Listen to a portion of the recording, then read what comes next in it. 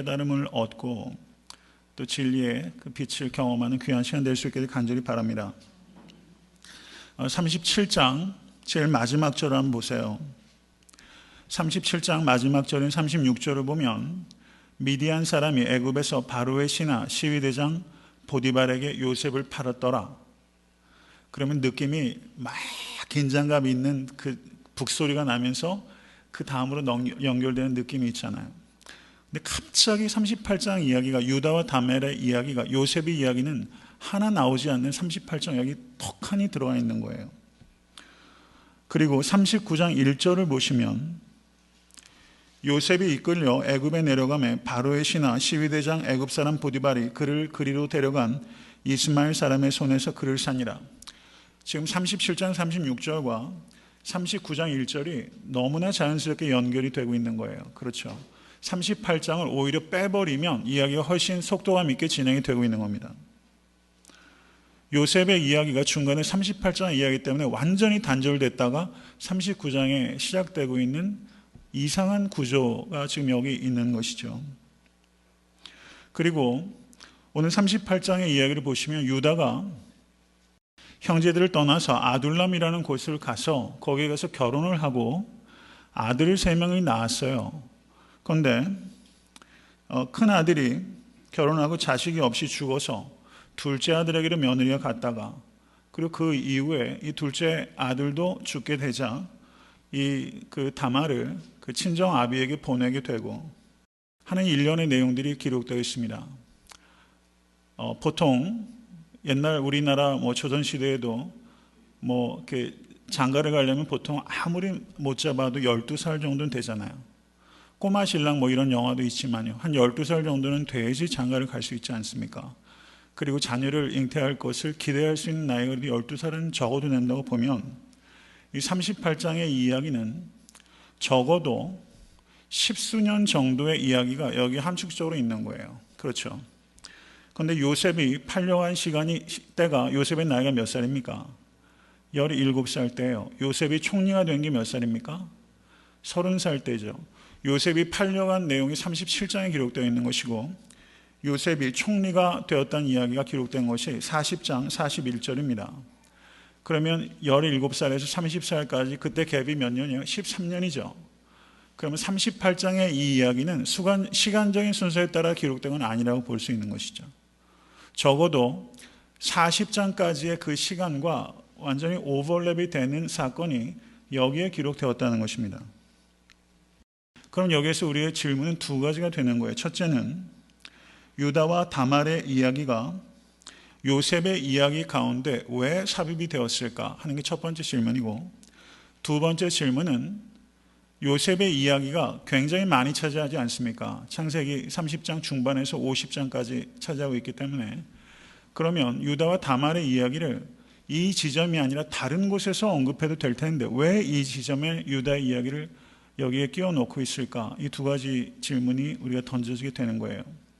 왜 이야기가 들어갔을까? 두 번째, 왜 이곳에 들어갔을까? 이 두 가지 질문입니다.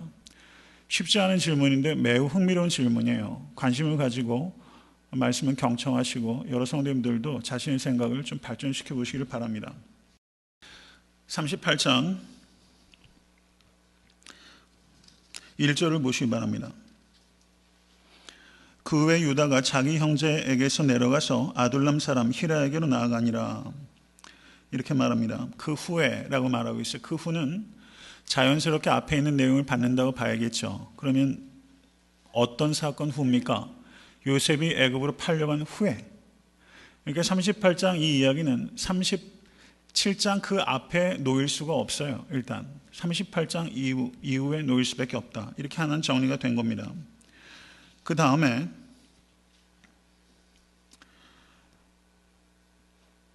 요셉이 애굽으로 팔려갔을 때 상인에게 팔아버리자고 제언한 사람이 누구죠?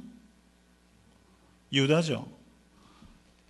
르우벤이 잠깐 자리를 비운 사이에 유다가 나서서 다른 형제들을 설득해서 이 요셉을 팔아버렸어요. 그런데 이것을 한번 생각해 놓으시고 그 다음에 38장을 우리가 이해할 때 우리 성경을 해석할 때 가장 중요한 것은 전후 문맥, 컨텍스트라고 말씀드렸습니다. 그런데 37장, 38장, 39장이 언어적인 유사성이 있고 그 다음에 신학적인 유사성이 있습니다. 만약에 38장의 이 이야기가 다른 곳에 위치한다면 37장부터 39장이 가지고 있는 이 언어적 유사성 그리고 신학적 유사성의 이 묘미를 다 잃어버리게 되는 거예요. 그렇다면 이 세 장이 가지고 있는 그 언어적 유사성 그리고 신학적 유사성이 무엇인지를 우리가 봐야겠죠. 무슨 적 그러면 갑자기 머리가 아파져요. 그런데 그렇게 생각하실 일은 아니고 한번 우리 차분하게 한번 보죠. 37장 32절에서 33절 한번 보시기 바랍니다.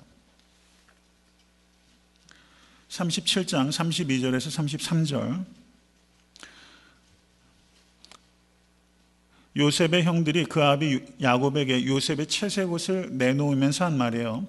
아버지의 아들의 옷인가 아닌가 보소서. 아비가 그것을 알아보고 가로되 내 아들의 옷이라. 그런데 오늘 본문에 38장 25절에서 26절을 보시면 제가 읽습니다. 여인이 끌려 나갈 때 보내어 시부에게 이르되 이 물건 임자로 말미암아 잉태하였나이다. 청컨대 보소서.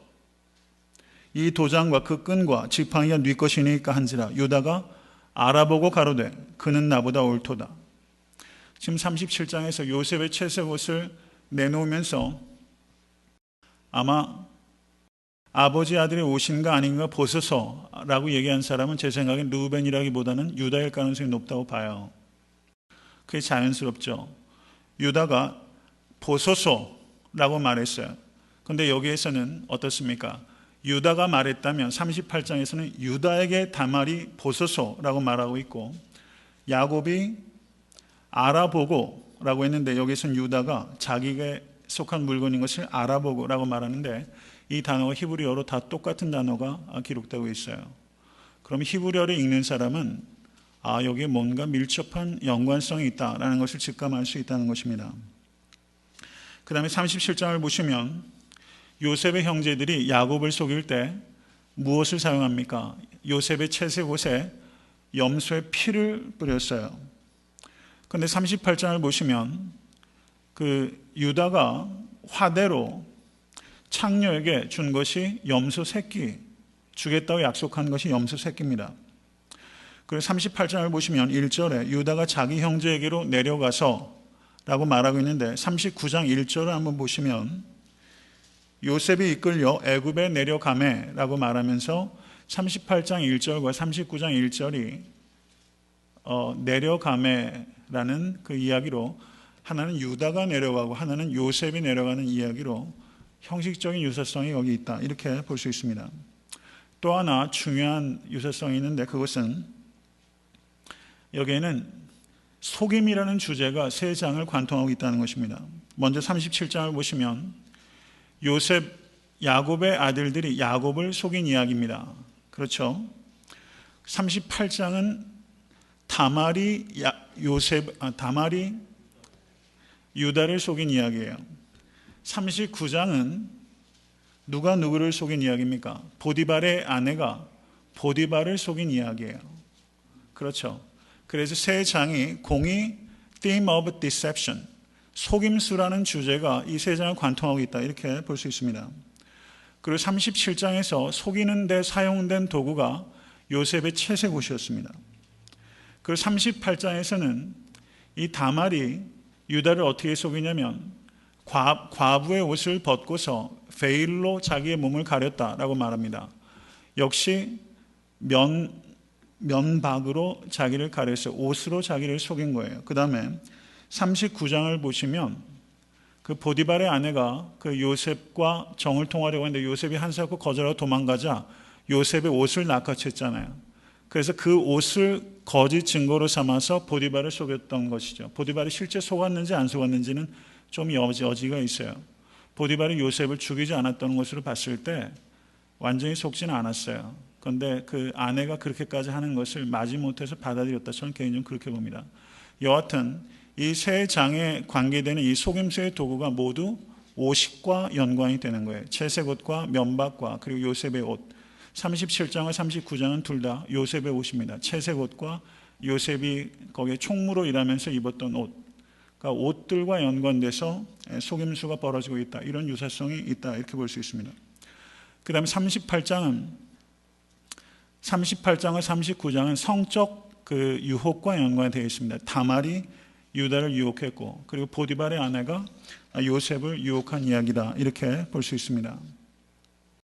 그래서 이런 일련의 관찰들을 볼 때 38장의 유다와 다말의 이 불편한 이야기는 요셉이 애굽으로 팔려왔던 사건과 그리고 애굽에서 벌어진 이 일들 사이에 연결되는 그 극적인 긴장감을 깨뜨린다기보다는 오히려 난데없는 이야기들이 거기에 들어감으로 인해서 오히려 궁금증을 유발하고, 그리고 이와 같은 언어적 그리고 신학적인 유사성을 가지고 극적 긴장감을 극도로 고조시키는 그런 효과를 거두고 있다, 이렇게 보는 것이 더 타당하다, 이렇게 보여집니다.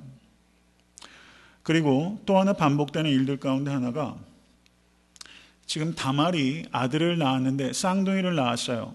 그렇죠? 근데 그 쌍둥이들 가운데 선택된 아들이 장자입니까? 아니면 차자입니까? 두 번째 차남 베렛을 통해서 다윗의 혈통이 이어지고 있는 것을 봅니다. 그러면 이것은 창세기에서 일관되게 나타나는, 거의 일관된다고 볼 수 있는 형보다 아우가 선호가 되고 있는 사상이 여기에도 이어지고 있다, 이렇게 볼 수 있죠. 가인이 아니라 아벨, 그리고 에서가 아니라 야곱, 루벤이 아니라 요셉, 그리고 요셉의 아들들 중에서도 므낫세가 아니라 에브라임이 택함을 받았습니다. 그리고 오늘 본문에서도 베레스가 세라를 제치고 택함을 받게 되는 이야기입니다. 그리고 다윗 역시 다윗의 형제들 가운데 막내였죠. 그러니까 이런 주제가 여기에서도 면면이 흐르고 있다, 이렇게 볼 수 있습니다. 그리고 여기에서 매우 중요한 요소가 하나 더 있는데, 그 유다가 다말을 통해서 얻은 이 두 아들 중에서 택함을 받은 아들이 둘째 아들이었어요. 그런데 요셉이 형들로부터 결정적인 미움을 받게 된 이유가 요셉의 꿈들 때문이었습니다. 그 꿈들은 무엇입니까? 형들의 곡식단이 요셉의 단에게 절을 하고, 그리고 하늘의 해와 달과 열한 별이 요셉의 벼락에 절하는 거였어요. 그래서 동생을 오히려 형들이 섬기게 될 것이다 라는 의미를 누가 봐도 알 수 있는 그런 꿈들이었습니다. 그런데 오늘 본문에서 이 두 아들 쌍둥이 중에서 누가 택함을 받습니까? 베레스가 택함을 받았어요. 그렇기 때문에 이와 같은 일들은 요셉의 꿈이 실현될 것이라는 것을 이 베레스가 택함 같은 것을 통하여 암시하고 있다, 이렇게 볼 수 있다는 것입니다. 그리고 야곱이 요셉이 죽었다는 말에 속아서 저가 슬피 울며 37장 35절을 보시면 이렇게 말합니다. 그 모든 자녀가 위로하되 그가 위로를 받지 아니하여. 야곱이 요셉이 죽었다는 소식을 듣고 위로를 받지 아니하였어요. 그런데 오늘 본문을 보시면 38장 12절 보시기 바랍니다. 얼마 후에 유다의 아내 수아의 딸이 죽은지라 유다가 위로를 받은 후에 라고 말하고 있죠. 야곱은 위로를 받지 아니하였는데 여기서 유다는 위로를 받았다, 이렇게 보여줄 수 있고, 그리고 37장에 야곱은 그 요셉이라는 아들 한 명이 죽은 줄로 알고 슬피 울었는데, 오늘 본문의 유다는 엘과 오난이라는 두 명의 아들이 죽임을 당했는데도 불구하고 울질 않아요. 그러니까 야곱과 유다가 매우 대조가 되는 인물입니다. 또 하나, 라헬이 죽었을 때 야곱은 매우 애통했는데 여기서 유다는 수아의 딸, 이름이 밝혀지지 않은 자기의 아내가 죽었을 때 전혀 무감각합니다. 그리고 쉽게 위로를 얻고, 그리고 양털을 깎을 때 창녀와 쉽게 몸을 섞는 이런 모습을 보여주고 있어요. 유다의 연약함이 여러모로 드러나게 되는 겁니다. 유다는 굉장히 무감각하고 그리고 강팍한 심성을 가지고 있다, 이렇게 볼 수 있는 겁니다. 그리고 그 다말이 임신을 하였다라는 이야기를 들었을 때 유다가 하는 행동은 다말을 불러다 놓고 전후 좌우에 대해서 묻지를 않아요. 들은 이야기를 가지고 뭐라고 말합니까? 즉시 불사르라. 이 유다의 성격이 여기 고스란히 드러나죠. 대단히 대단히 급한 사람이고 대단히 강팍하고 대단히 무정한 사람이라는 것을 우리가 37장에서 돈 주고 팔아서 요셉을 넘겨버리자라고 한 사람도 유다고, 그리고 오늘 38장에 나오는 이 유다의 면면을 보면 유다의 댐댐이가 분명히 드러난다고 볼 수 있습니다. 경청하십시오. 그런데 이 유다가 변화된 모습을 나타내는 게 있어요. 그것이 44장 18절에서 34절입니다. 한번 보시죠. 44장 18절에서 34절.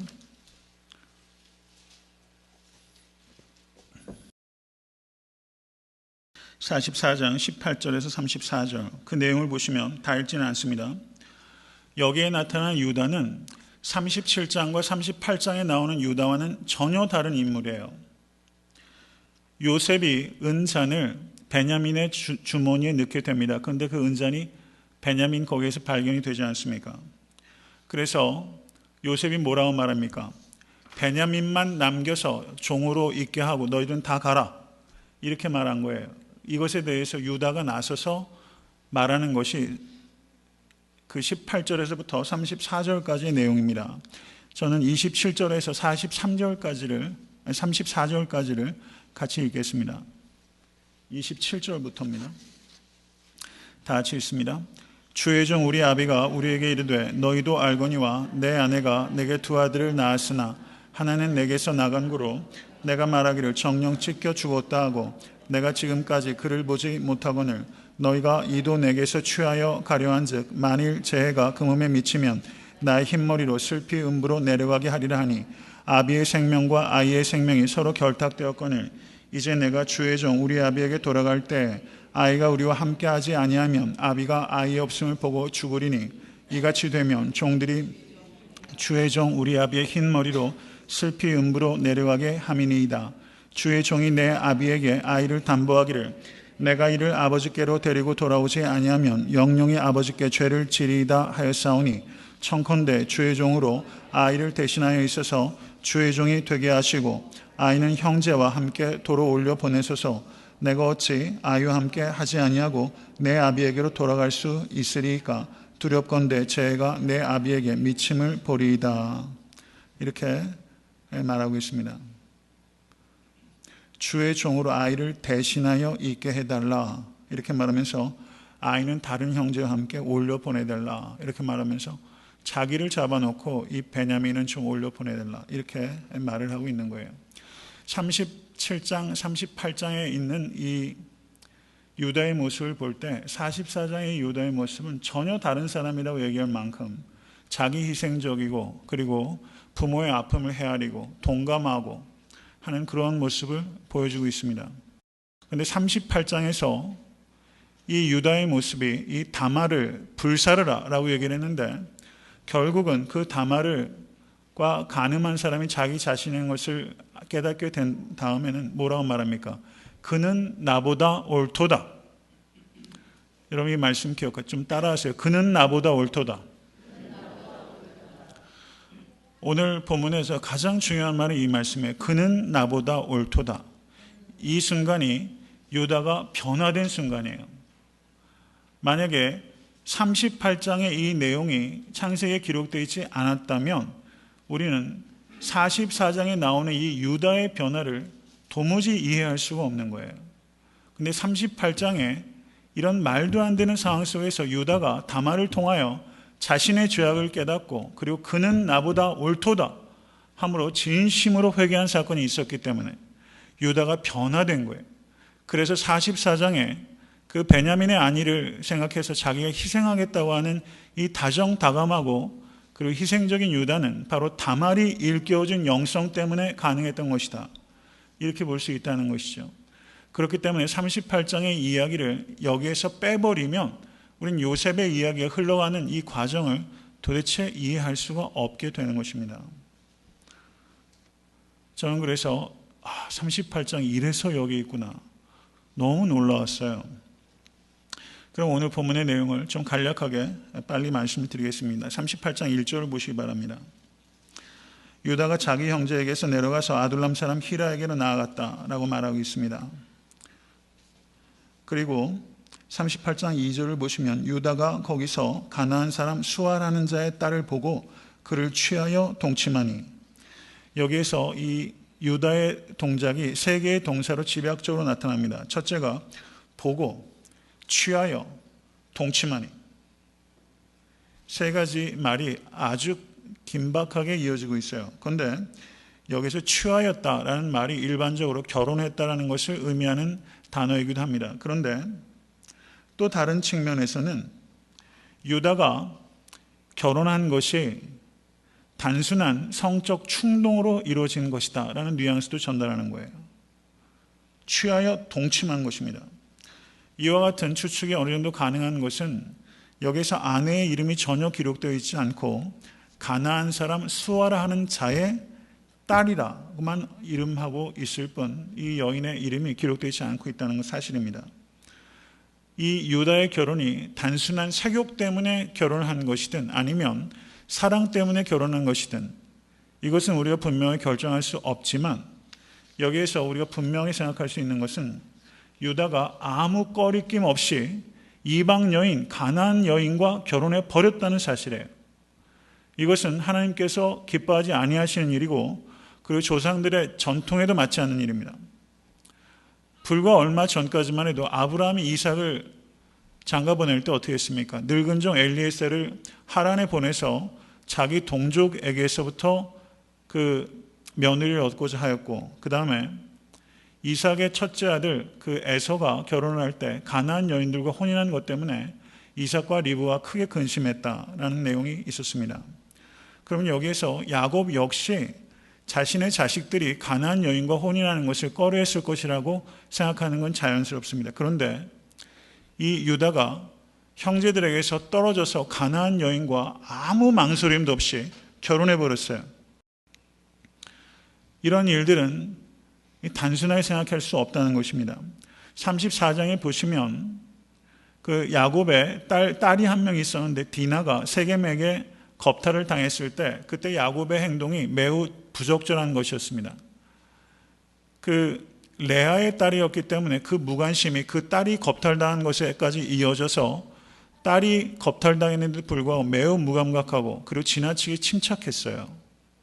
그리고 잠잠했습니다. 이것에 대해서 그 다른 아들들이 매우 분노하고, 그리고 아비에게 대해서 그때부터 그 야곱이 그 아들들에 대해서 갖고 있는 신뢰와 그리고 통제력이 급격하게 상실된 겁니다.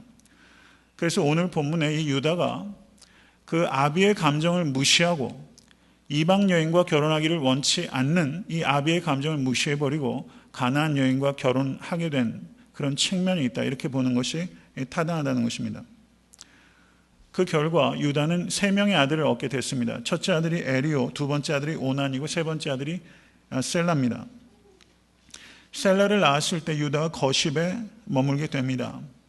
그리고 유다는 엘에게 다말이라는 아내를 얻어주었습니다. 이 다말은 유대인입니까?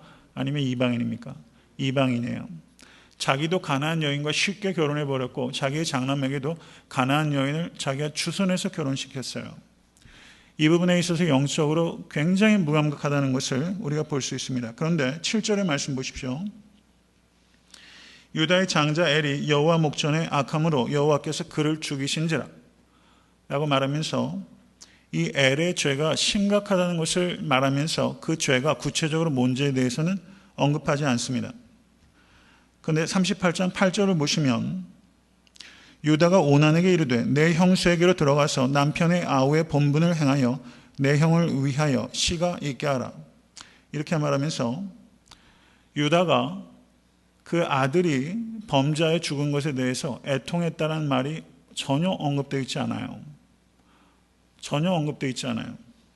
이것은 유다가 굉장히 무정한 사람이다라는 것을 우리가 분명히 생각할 수 있다는 것입니다. 그런데 여기에서 우리가 좀 생각하게 되는 것은 이방 여인과 결혼함으로 인해서 하나님께서 기뻐하시지 않는 일을 서슴없이 행하면서 여기에서 그 큰아들의 며느리였던 다말을 둘째 아들에게 들어가게 하면서 하는 행위는 그 하나님의 율법에 따른 것입니다. 물론 신명기 후대에 나오는 그 율법을 여기에서 적용해서 이야기하는 것이지만 제가 드리는 말씀은 한편으로는 하나님의 말씀을 무시하고 이방인과 그냥 결혼하고, 한편으로는 하나님의 말씀을 존중해서 형사취수의 율법을 지키도록 둘째 아들에게 지금 명령하고 있다는 겁니다. 뒤죽박죽이라는 말씀을 드리는 거예요. 어느 한 측면에 있어서는 하나님의 말씀을 지키는 것 같고, 어느 한 측면에서는 하나님의 말씀을 깡그리 무시하는 거예요. 어떻게 보면 자기에게 적용할 때는 하나님의 말씀을 무시하고, 자기 아들에게는 하나님의 말씀을 적용하고 있잖아요. 자기에게 말씀을 적용해야 되는데 다른 사람에게 하나님의 말씀을 적용하고 있어요. 이럴 경우에는 율법으로 전락해버리고 마는 것입니다. 우리에게 이런 혼합된 것이 우리의 신앙생활 가운데 있지는 않은지 우리가 되돌아볼 수 있기를 간절히 바랍니다. 그런데 흥미로운 것은 이 유다가 다말을 부를 때 내 형수 8절 그리고 24절을 보시면 그를 끌어내어 불사르라 이렇게 말하고, 다말을 한 번도 이름으로 부르지 않아요. 이름으로 부르지 않아요. 그러니까 며느리에 대한 정이, 물론 이렇게 두세 번의 경우를 가지고 얘기하는 건 조금 비약이 있을 수 있지만, 이 유다의 하는 여러 가지 언행을 볼 때 상당히 메마른 사람이고 무정한 사람이라는 걸 봤을 때 며느리의 이름을 부르지 않는 것도 이거는 이 유다의 성격을 어느 정도 나타내고 있는 한 부분이다, 이렇게 볼 수 있습니다. 다만 성경 기자가 6절과 11절과 13절에 이 다말을 이름으로 부르고 있는 것은 성경 기자 모세는 다말이라고 부르고 있어요. 근데 정작 유다는 다말이라는 이름을 한 번도 부르지 않고 있다는 것입니다. 그 뒤의 내용을 보시면 오난의 행위를 한번 보십시오. 9절 말씀, 오난이 그 씨가 자기 것이 되지 않을 줄 알므로 형수에게 들어갔을 때 형에게 그 아들을 얻게 아니하려고 땅에 설정하매 그 일이 여호와 목전에 악함으로 여호와께서 그도 죽이시니. 일종의 말하자면 지금 피임을 한 겁니다, 이 오난이. 그런데 여기에서 9절의 말씀을 보시면 형수에게 들어갔을 때라고 번역되고 있는 히브리 말이 이례적인 사건을 얘기하는 것이 아니라 형수에게 들어갈 때마다 이렇게 행동을 했다는 거예요. 들어갈 때마다 땅에 설정함으로 인해서 임신이 되지 못하도록 이 오난이 한 것입니다. 그러면 이 오난은 왜 이렇게 행동을 한 것인가? 민수기 27장 8절에서 9절을 보시면 거기에 이런 내용이 있습니다. 너는 이스라엘 자손에게 고하여 이르기를 사람이 죽고 아들이 없거든 그 기업을 그 딸에게 돌릴 것이요 딸도 없거든 그 기업을 그 형제에게 줄 것이요. 오난의 형 엘에게 아들이 없었습니다. 그리고 딸도 없었던 것으로 보여져요. 그러면 지금 여기에서 오난이 임신이 안 되도록 땅에 설정함으로 인해서 아들을 낳지 못하게 하면 여러분 어떻습니까? 딸도 없기 때문에 그 형의 재산이 아들에게도 물려줄 수 없고 딸에게도 물려줄 수가 없으면 누구한테 와요? 자기한테 오는 거예요. 그래서 이 오난은 땅에 설정함으로 인해서 이 형 엘의 그 계보가 이어지는 것은 안중에도 없고, 그리고 다말의 미래에 대한 것도 안중에도 없고, 오로지 자신이 경제적으로 유익을 얻을 수 있는 것만 생각해서 땅에 지속적으로 설정하는 이와 같은 피임을 하고 있었다는 것입니다. 그런데 이 오난의 행위가 비난받아 마땅한 이유는 자기가 형사취수를 해서 이와 같은 것을 의무를 수행할 뜻이 없으면 정직하게 말을 하고 나는 이렇게 하지 않겠습니다 라고 말해야 옳죠. 그런데 그 형수를 아내로 취함으로 인해서 외형적으로는 책임을 다하는 것 같이 보이지만 실제는 모든 게 페이크라는 겁니다. 속임수였어요. 책임을 다하는 것 같이 보이지만 철저한 속임수였습니다. 여러분, 오난이 땅에 설정하는 이런 일들을 반복하는 것을 볼 때 이 다말의 심정이 어땠겠어요? 다말의 심정이 어땠겠습니까? 아주 악한 인간입니다. 아주 악한 인간이에요. 다른 사람 감정은 아주 짓밟고 그리고 율법을 땅바닥에 내팽개치고 자신의 경제적인 유익을 위해서 더러운 짓을 하는 것이 바로 이 오난의 일이라고 볼 수 있는 겁니다. 더군다나 책임을 지는 것 같이 보이게 함으로 인해서 칭찬은 받고 있잖아요. 사도행전을 보시면 비슷한 인물이 있습니다. 누굽니까? 아나니아와 삽비라. 칭찬받는 것은 하고 싶고 희생은 적당히 하고 싶고, 사람들은 이 오난의 행위를 다 속아 넘어갈 거예요. 형사치유의 율법을 잘 지킨다고 칭찬할 겁니다. 그런데 이 뒤에 이면에 하는 땅에 설자하는 일과 같은 더럽고 악취나는 일들을 이 오난이 하고 있는 것이죠. 여러분, 우리에게 이런 모습은 있지는 않은가 한번 생각해 보게 돼요.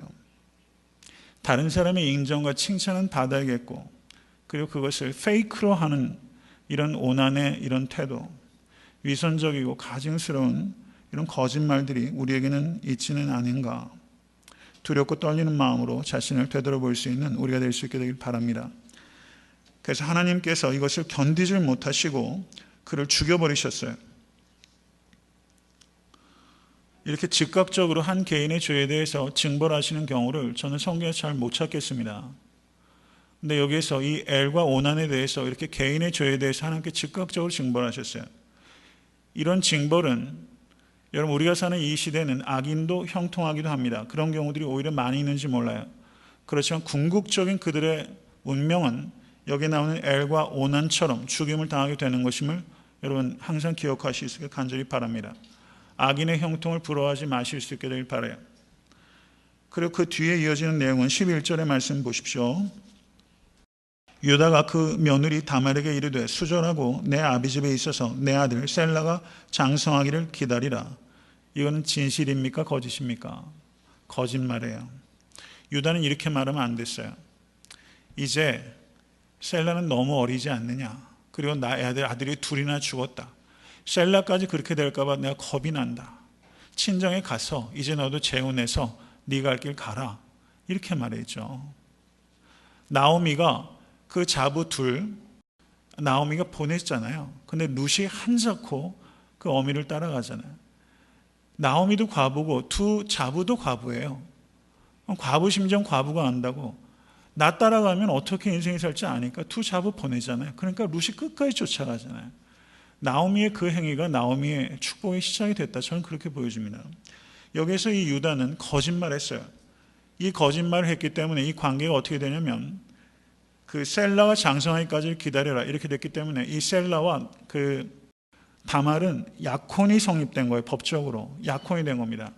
그러므로 다말이 이 말을 어기고 재혼하게 되면 다말은 간음죄를 범하게 되는 거예요. 왜냐하면 두 사람을 엮어버렸기 때문에 유다가. 근데 결국 이 다말과 누가 정을 통하게 됩니까? 유다가 정을 통하게 돼요. 유다가 결국 간음죄에 걸리게 된 거예요. 자기가 이렇게 말해서 족쇄를 치워놓음으로 인해서, 거짓말함으로 인해서. 그런데 속은 뭡니까? 셀라도 죽을까 염려하였다. 이렇게 말하고 있는 것입니다. 셀라가 죽었습니까? 안 죽었습니까? 안 죽었죠. 이게 무슨 염려? 이게 쓸데없는 염려예요. 쓸데없는 염려고 쓸데없는 계획이에요. 우리가 이 유다처럼 염려하고 유다처럼 계획하는 일들이 우리 가운데 얼마나 많은가 하는 것을 우리가 봐야 됩니다. 그 뒤에 이어지는 내용을 한번 보십시오. 12절. 얼마 후에 유다의 아내 수아의 딸이 죽은지라 유다가 위로를 받은 후에 친구 아둘람 사람 히라와 함께 딥나로 올라가서 자기 양털 깎은 자에게 이르렀더니, 여기서 유다는 위로를 받았어요. 그런데 야곱은 위로받지 않았어요. 그리고 다말은 과부 옷을 입고 있었다고 말하고 있습니다. 어쩌면 이것이 상복일지도 몰라요. 이 애통하는 정도가 이 유다는 다른 사람들과 판양이 다릅니다. 그런데 딥나에 가서 양털을 깎으러 올라갔다라고 말하는데 이것이 무심코 넘겨서는 안 됩니다. 양털을 깎는다는 것은 1년 중에서 가장 큰 축제 기간 중이기도 해요. 그래서 사무엘상 25장을 보시면 양털 깎는 시기에 다윗이 자신의 소년들을 보내서 나발에게 보냅니다. 나발의 아내가 누구죠? 아비가일이죠. 나발에게 자신의 소년들을 보냈던 시기가 양털 깎는 시기예요. 그래서 떡과 물과 고기 같은 것을 그때 요청했을 때 나발이 그냥 안면 몰수하잖아요. 그래서 이 다윗이 막 너무너무 화가 났잖아요. 그래서 양털을 깎는다는 것은 굉장한 축제 기간입니다. 그때는 주인이 그 양털 깎는 현장에 가는 일들이 있었어요. 그런데 지금 다말이 이때를 이용하고 있어요. 지금 상처했기 때문에 유다는 성적인 유혹에 굉장히 취약할 만한 때고, 그리고 1년 중에서 가장 축제의 기간이기 때문에 정신적으로 육체적으로 느슨해질 때입니다. 다말은 사실 이 시기를 매우 치밀하게 이용하고 있다는 것을 볼 수가 있어요. 유다의 말에 다말이 순종해서 11절을 보시면 가서 아비 집에 있으니라. 다말은 매우 순종적인 여인이었습니다. 그리고 이 유다가 속으로 어떻게 생각하는지 안 하는지 다말이 알았는지 몰랐는지 모르겠어요. 여하튼 가서 있었어요. 근데 가만히 보니까 이 유다가 자기를 속인 거예요. 그러다 보니까 딥나에 와서 양털을 깎는다라는 얘기를 들으니까 이때 다말이 굉장히 과감하고 신속한 여인으로 지금 변신하고 있는 것을 볼 수가 있습니다. 14절을 보니까 과부의 의복을 벗고 면박으로 얼굴을 가리고 몸을 휩싸고 딥나길 곁 에나임 문에 앉으니 라고 말하면서 과부의 옷을 벗고서 지금 면박을 가렸어요. 그런데 유다가 보기 좋게 거기에 넘어갑니다. 그가 얼굴을 가렸으므로 유다가 그를 보고 창녀로 여겨 16절 보십시오. 길 곁으로 그에게 나아가 가로되 청컨대 나로 내게 들어가게 하라. 나로 내게 들어가게 하라. 단도직입적이에요. 내가 너와 성적 관계를 맺고 싶다. 청컨대 이라고 말하고 있는 것입니다. 이 성적 유혹에 남자들이 얼마나 취약한가 하는 것을 여기에서 다시 한번 보게 되는 거죠. 좀 구질구질하지 않습니까? 청컨대 나로 내게 들어가게 하라 라고 말하면서 화대를 흥정해요. 내가 내 때에서 염소 새끼를 주겠다. 그래 당신이 그것을 줄 때까지 약초물로 무엇을 주겠느냐? 그랬더니 약초물을 무엇을 주면 좋겠느냐? 계속 옥신각신 이야기를 하다가 당신의 도장과 그 끈과 당신의 손에 있는 지팡이를 다 주십시오. 세 가지를 요청합니다.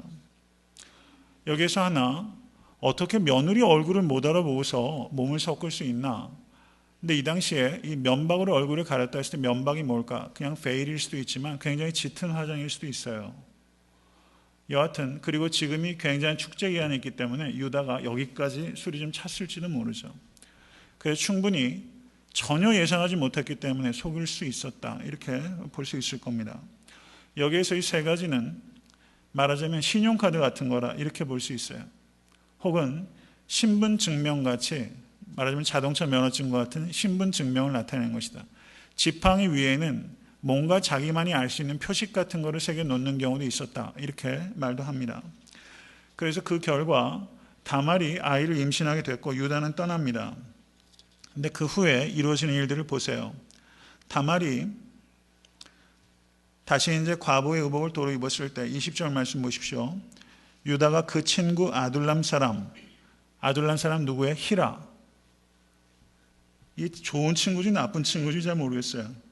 이 친구를 보내서 화대로 주기로 약속했다는 염소 새끼를 가져다 주고 그리고 세 가지 자신의 물건들을 찾아와 달라라고 말하면서 이 부끄러운 일에 자기가 가지 않고 자기 친구를 동원하고 있는 걸 보면 이 유다도 이 행동 자체가 떳떳하지 못한 일이었다는 것은 알고 행한 거예요. 그렇죠? 그런데 막상 가보니까 그 사람을 찾을 수가 없어요. 그래서 여기엔 창녀가 없었다는 소식을 듣게 됩니다. 그래서 이 아둘람 사람 히라가 다시 유다에게 와서 자초지종을 말합니다. 그랬더니 유다가 23절 보세요. 유다가 가로되 그로 그것을 가지게 두라. 우리가 부끄러움을 당할까 하노라. 우리가 부끄러움을 당할까 하노라. 이 창녀를 계속 찾고 다니게 되면 자기가 하는 행동이 드러나게 되잖아요. 그렇기 때문에 어떻습니까? 이제 그만하자. 잘못하면 다 드러나서 망신살 뻗치겠다. 이렇게 지금 하는 것이 유다 행동이라는 겁니다. 다른 사람에게 드러나는 것이 부끄러운 거예요. 자기가 창기에게 들어가는 것이 부끄러운 게 아니라 발각되는 게 부끄러운 거예요. 우리가 무엇을 부끄러워해야 되는지를 생각할 수 있는 여러분과 제가 될 수 있게 되길 바랍니다. 자기가 상처하고 얼마 지나지 않아서 창기에게 들어간 행동에 대해서는 부끄러워하지 않습니다. 그런데 그 뒤에 이어진 내용을 보니까 24절 보십시오. 석 달쯤 후에 혹이 유다에게 고하여 가로되 내 며느리 다말이 행음하였고 그 행음함을 인하여 잉태하였느니라. 유다가 가로되 그를 끌어내어 불사르라. 똑같은 죄 아닙니까? 조금 경중은 다를 수 있어도 내 죄가 드러나지 않으면 부끄럽지 않고 발각되면 부끄러운 것이고, 정말 부끄러워야 되는 것은 그를 끌어내어 불사르라 라고 말하는 이런 이중성, 이것을 부끄러워야 되는 겁니다. 정말 부끄러워야 하는 것은 이것을 부끄러워야 되는 거예요. 여러분, 부끄러움을 아시는 여러분과 제가 될 수 있길 간절히 바랍니다. 부끄러움을 알아야 부끄럽지 않게 살 수 있기 때문입니다. 그런데 현대인들이 너무 부끄러움을 몰라요. 그냥 순간적으로 나아오면 돼요. 남들 이목만 보고서 살아도 안 되지만, 여러분, 여기에서 정말 남들 이목도 생각하면서 부끄러운 줄 알아야 됩니다. 근데 부끄러운 것을 몰라요. 그를 끌어내어 불사르라.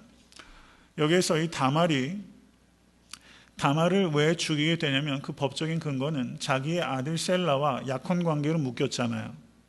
그렇기 때문에 간음죄에 의해서 죽임을 당하는 겁니다. 이때는 법적으로 돌을 던져서 죽이게끔 돼 있어요. 후대 법에 의하면 말입니다. 그런데 지금 여기에서 돌을 던져 죽이라고 하지 않고 불을 태워서 죽이라 라고 말했어요. 그런데 후대 율법을 보시면, 레위기 21장 9절을 보시면 여인이 행음하였을 때 불태우는 경우가 있었습니다. 그 경우는 일반적인 여인이 아니라 제사장의 딸들만 행음하다 걸리게 되면 불태워 죽였어요. 그러니까 여기에서 다말을 불태워 죽이라는 것은 사형에 해당되는 죄인 것은 맞지만, 그 죄를, 그 형벌을 적용할 때 과도한 형벌을 적용한 거예요. 과도한 형벌을 적용해서 자신의 며느리를 불태워 죽이라 하는 잘못을 여기에서 또 범하고 있다는 사실입니다.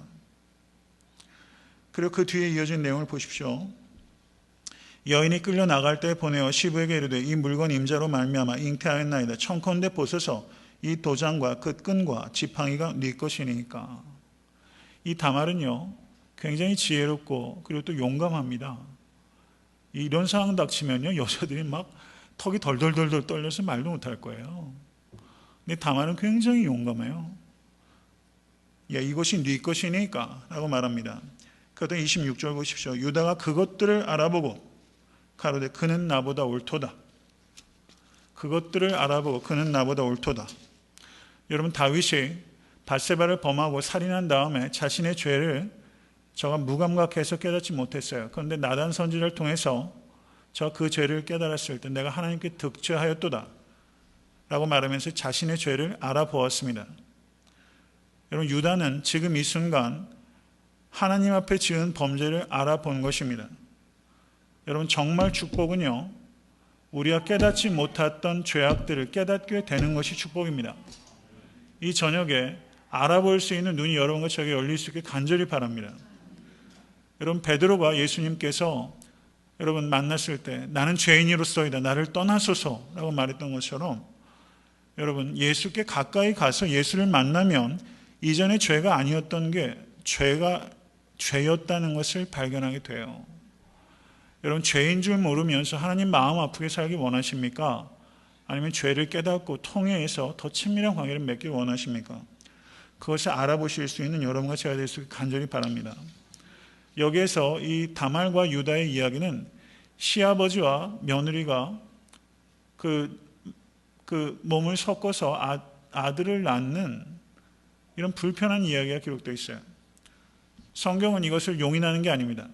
레위기 18장 15절에 자부의 하체를 범치 말라. 그는 내 아들의 아내니 그 하체를 범치 말지니라. 이게 일반적인 법이에요. 요즘 영화나 이런 일들을 보면 이런 형편없는 이야기들이 주제로 나오는 일들이 굉장히 많습니다. 성경은 이와 같은 이런 아주 변태적인 혹은 매우 기형적인 이런 성적 관계에 대해서 용인하는 것이 아니라, 여기에서 강조하는 것은 그게 전혀 아닙니다. 여기에서 얘기하는 것은 유다가 그 뒤에 이 다말과 몸을 섞습니까? 안 섞습니까? 안 섞어요. 다시는 그를 가까이 하지 아니하였다라고 말하고 있습니다. 그러면 이것은 그런 성적인 문제가 아니라 다른 문제고, 그럼 유다가 그는 나보다 옳도다라고 말하는 것은 이 다말의 행위도 온전하지는 않지만 다말의 행위가 신앙적으로나 혹은 윤리적으로 자기보다 훨씬 낫다라는 것을 인정한 거예요. 내가 더 심각한 죄인이다라는 것을 받아들인 것입니다. 하나님께서 아브라함과 이삭과 야곱에게 자녀가 번성해서 온 땅에 충만하게 될 것에 대해서 언약을 주셨습니다. 그런데 그 언약을 실제 이 유다의 아들들은 소홀히 여겼어요. 그래서 땅에 설정하는 일들을 범했습니다. 그런데 다말이 얼마만큼 그 언약을 이해했는지 모르지만 아브라함의 후손을 자기가 잉태해서 그 자녀들을 번성케 하는데 쓰임받은 여인이 바로 이 다말입니다. 그 일념으로 충분히 깨달았을지는 어떨지는 모르겠지만 자신을 통해서 이 아브라함의 후손, 이 계보에 자기가 드러나겠다는, 만약에 그 아들을 자기가 낳지 못했으면 이 여인은 가나안 여인으로 끝나는 거예요. 어떻게 해서든 내가 이 언약의 계보에 자기가 드러나가겠다는 그 일념으로 이런 행동을 하게 된 것이고, 그리고 이렇게 하지 않고선 다른 방법이 없기 때문에 이런 특별한 상황과 환경 속에서 이 사건을 이해된다는 것을 보는 것입니다. 그는 나보다 옳도다. 여러분, 우리가 이렇게 말할 수 있게 되면 참 좋겠어요. 그는 나보다 옳도다. 이런 깨달음이 우리에게 있어야 됩니다. 여러분, 이 다말과 유사한 환경에 있는 여인이 또 있어요. 그 다음에 여인이 누구입니까? 룻이 또 역시 이방 여인 아닙니까? 그런데 룻기 4장 12절을 보시면 이렇게 말합니다. 여호와께서 이 소년 여자로 내게 후사를 주사 내 집으로 다말이 유다에게 낳아준 베레스의 집과 같게 하시기를 원하노라. 이것은 그 베들레헴의 백성들이 보아스를 축복하면서 다말과 같이 이 룻이 쓰임받아서 베레스의 집과 같이 되기를 원한다라고 축복해 준 거예요. 그러니까 이 다말과 이 룻은 매우 밀접하게 유사성을 가지고 있다는 것입니다. 마태복음 1장 3절에서 5절의 말씀을 보십시오. 제가 읽습니다. 유다는 다말에게서 베레스와 세라를 낳고 베레스는 헤스론을 낳고 헤스론은 람을 낳고 람은 아비나답을 낳고 아비나답은 나손을 낳고 나손은 살몬을 낳고 살몬은 라합에게서 보아스를 낳고 보아스는 룻에게서 오벳을 낳고 오벳은 이새를 낳고 이새는 다윗왕을 낳으니라. 마태복음의 족보를 보시면요, 여인들이 4명이 있어요. 근데 그 중에 이 3명이 여기에 나타납니다. 제일 첫 번째가 누굽니까? 오늘 본문에 나오는 다말이에요. 그 다음에 누가요? 라합이에요. 라합은 누굽니까? 실제 창녀였어요. 그 다음에 룻이에요. 이방 여인 둘과 그리고 창녀였던 사람의 이 계보에서 다윗이 나오고 그리스도가 나오고 있다는 거예요. 여러분, 이것은 우리가 무엇을 말합니까? 오늘 본문에 나타나는 38장의 사건은 성경에 필요하지 않은 그냥 불편한 이야기, 주변적인 이야기가 아니라 필수적인 사건이고 그리고 필수적인 인물이라는 것입니다. 여러분, 다말이 어떻게 해서든 이 계보에 남아있겠다는 이 마음, 어떻게 해서든지 아브라함의 후사를 잇겠다는 이 마음, 여러분, 이 마음을 우리가 가질 수 있게 되길 간절히 바랍니다. 말씀을 맺습니다. 유다의 변화는 그는 나보다 옳도다 라는 것이었습니다. 그런데 창세기 42장 21절에서 22절을 보시면 요셉 앞에서 요셉이 자기의 동생인 줄 모르고 그 형제들이 하는 말입니다. 그들이 서로 말하되 우리가 아우의 일로 인하여 범죄하였도다. 그가 우리에게 애걸할 때 그 마음의 괴로움을 보고도 듣지 아니하였으므로 이 괴로움이 우리에게 임하도다. 루벤이 그들에게 대답하여 가로되 내가 너희더러 그의 아이에게 득취하지 말라고 하지 아니하였느냐. 그래도 너희가 듣지 아니하였느니라. 그러므로 그의 핏값을 내게 되었도다 라고 말하면서 42장 21절에서 22절은 형제들의 변화가 나타나고 있는 거예요.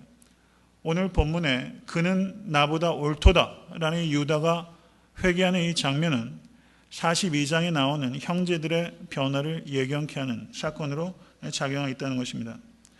저는 성경 말씀을 오늘 38장을 보면서 이 불편한 말씀이 참 오묘한 말씀이구나 라는 걸 깨달았어요. 참 지저분한 이야기인데 라고 생각했던 것이 참 아름다운 사건이다, 이렇게 보여지더라고요. 성경이 얼마나 좋은지 모르겠어요. 제 개인적으로 창세기 38장을 오늘 충분하진 못하다고 보지만 제한적이지만 이해해 보면서 하나님의 경륜과 하나님의 일하시는 방식에 대해서 참 놀랍고 참 신기하다라는 것을 경험하게 됩니다. 그는 나보다 옳도다. 이러한 전환점이 여러분과 저의 삶 가운데 있을 수 있게 되기를 주님을 간절히 축원합니다. 주신 말씀 생각하면서 기도하겠습니다.